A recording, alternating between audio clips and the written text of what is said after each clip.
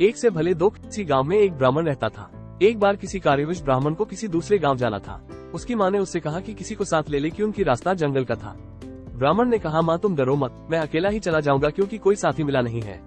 माँ ने उसका यह निश्चय जानकर कि वह अकेले ही जा रहा है, पास की एक नदी से माँ एक केकड़ा पकड़ कर ले आई और बेटे को देते हुए बोली कि बेटा, अगर तुम्हारा वहाँ जाना आवश्यक है तो इस केकड़े को ही साथ के लिए ले लो।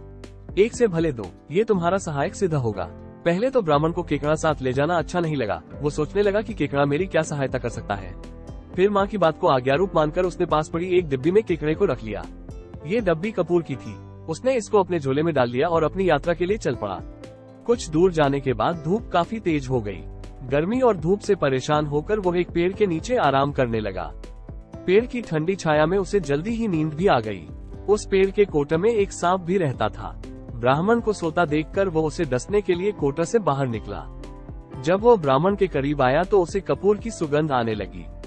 वो ब्राह्मण के बजाय झोले में रखे केकड़े वाली डिब्बी की तरफ हो लिया।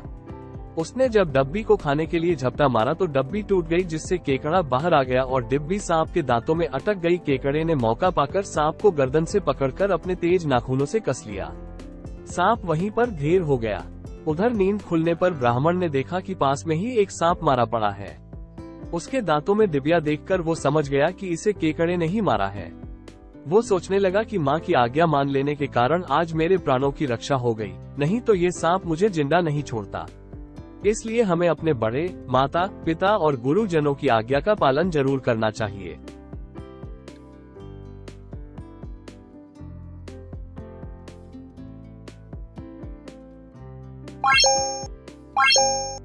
What?